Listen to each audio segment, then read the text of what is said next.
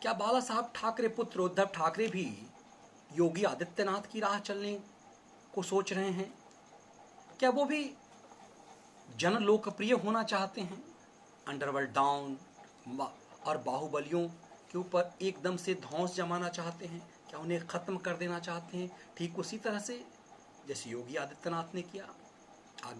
आदित्यनाथ ने जिस तरह से लगातार एक मुहिम चलाया बाहुबलियों, दबंगों, इन सब के फन कुचलने के लिए, चाहे वो अतीक अहमद हों, मुख्तार अंसारी हों, विकास दुबे हों, आजम खान हो, न सिर्फ इन सबको सलाखों के पीछे भिजवाया, विकास दुबे की तो गाड़ी ही पलटवा दी और ठसक के साथ कहते रहे कि हाँ हम गाड़ी पलटवा देते हैं।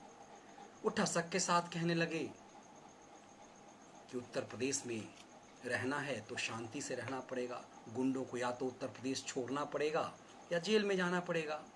वो तो खुलेआम कहने रहे लगे कि लव जिहाद करने वालों का राम नाम सत्य हो जाएगा। तो जो लोग गुजरात में इनकाउंटर की बड़ी बड़ी बातें करते थे, योगी आदित्यनाथ के लिए क्यों नहीं करते हैं? योगी आदित्यनाथ ने अतीक अहमदों, मुख्तार अंसारियों की को न सिर्फ सलाखों के पीछे भिजवाया बल्कि उनकी करोड़ों की संपत्ति को ध्वस्त कर दिया, बुलडोजर चलवा दी, डायनामाइट से उड़वा दिया। लेकिन कुछ कुछ ऐसा ही करने को सोच रहे हैं उद्धव ठाकरे। उद्धव ठाकरे ने भी बड़ा दिलेरी दिखाया है दाऊद इब्राहिम और उनके गुर्गों की संपत्ति को नीलाम करने की। लेकिन ये वो हिम्मत क्यों नहीं कर पाते जो हिम्मत योगी आदित्यनाथ ने किया?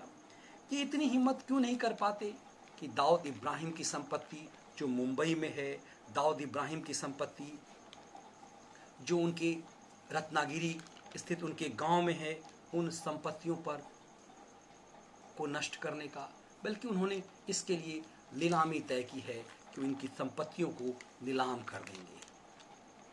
लेकिन सवाल यह है कि यदि नीलाम करना तो सुनने में अच्छा लगता है कि आमतौर पे इससे संपत्तियों की बर्बादी नहीं होगी, वो संपत्ति बर्बाद होने से बच जाएगी। योगी आदित्यनाथ ने उसे बर्बाद कर दिया, करोड़ों की गाड़ियां जो है वो नष्ट करवा दी। तो फिर ये काम जो काम उद्धव कर रहे हैं वही काम योगी आदित्यनाथ को भी करना चाहिए था। ऐसा करने से बहुत कुछ होता। वो दाऊद इब्राहिमों की संपत्ति, वो इकबाल मिर्चियों की संपत्ति जो करोड़ों करोड़ की है, उन संपत्तियों को बचाया जा सकता था। जैसे उद्धव बचा रहे हैं वैसे अतीक अहमदों की संपत्ति, मुख्तार अंसारियों की संपत्ति, आजम खानों की संपत्ति, विकास दुबियों की संपत्ति को बचाया जा सकता था। राष्ट्र की संपत्ति हो सकती थी, ये नीलाम हो जाती है। लेकिन उसे विध्वंस करके योगी आदित्यनाथ ने एक संदेश दिया कि अवैध कमाई, पाप की कमाई का हर्ष क्या होता है। ये हिम्मत उद्धव ठाकरे कहाँ से ला पाते?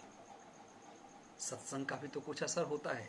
तो इकबाल मिर्ची की संपत्ति और दाऊद इब्राहिम की संपत्ति जो मुंबई में है, लगभग 17 संपत्ति जो महाराष्ट्र के अलग अलग हिस्सों में है, खासकर रत्नागिरी स्थित उनके गांव और आसपास में है दाऊद इब्राहिम के, उसके संपत्तियों की नीलामी होगी।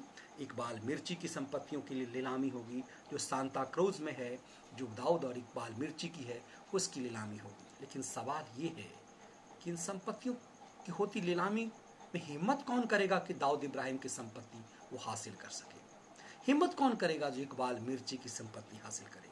क्या वो गैंग आपस के ही लोग इस संपत्ति को खरीदेंगे?